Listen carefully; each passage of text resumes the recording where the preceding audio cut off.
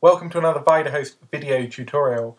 We're going to be running a series of videos on email over the next few weeks. So this is the first. We're going to be talking about how you set up an email account. So I'm going to open up my browser. I'm using a Mac today. It doesn't matter what type of system you're using or what kind of computer, everything's going to be online. So we're going to head over to cPanel now. And I'm going to log in. In order for you to access cPanel, all you need to do is go to yourdomain.com/cPanel. So whatever you registered, .com or .co.uk/cPanel. Right, we're going to be interested in here, this mailbox. We can see there's a lot of icons there. Some of the stuff it does is really helpful. We're going to ignore most of these for this tutorial, but we will come back to them in future. We're going to click email account. And as you can see, we've already got a couple of email accounts set up. I'm going to set up a new one. I'm going to call it email tutorials.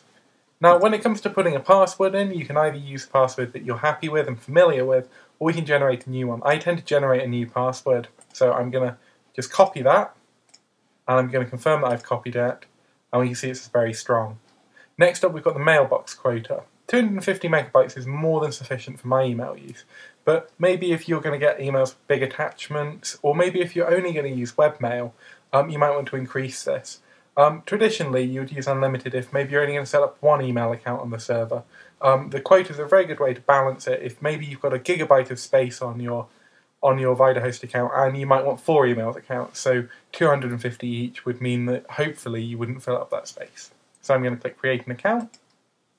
I'm just going to jump back a bit to cPanel and show you can access Webmail directly through this Webmail icon, but we can also do it for an individual account by selecting More. So email account here, and I just click Access Webmail. We're going to paste the password in and click Login.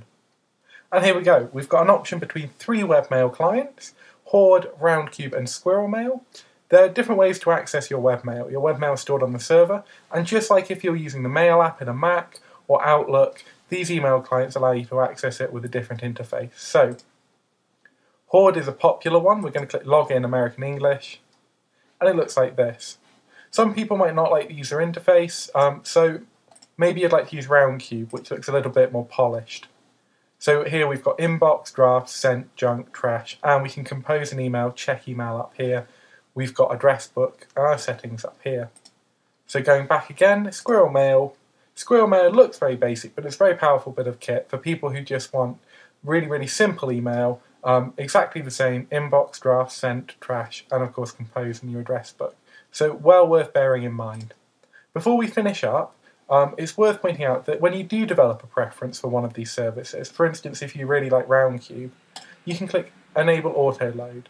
So it says here, Roundcube will automatically load after 5 seconds. So let's say we want it to upload after 1 second, and now we simply hit refresh, and it automatically logs this in. So in future you won't see that screen, it will just go straight through. That can be really helpful if maybe you don't want to use the others. Okay, hopefully we will be looking at webmail applications on your desktop, and then in future webmail applications with popular services like Hotmail or Gmail. But that's it for this video. Thanks for listening. I hope this was some help.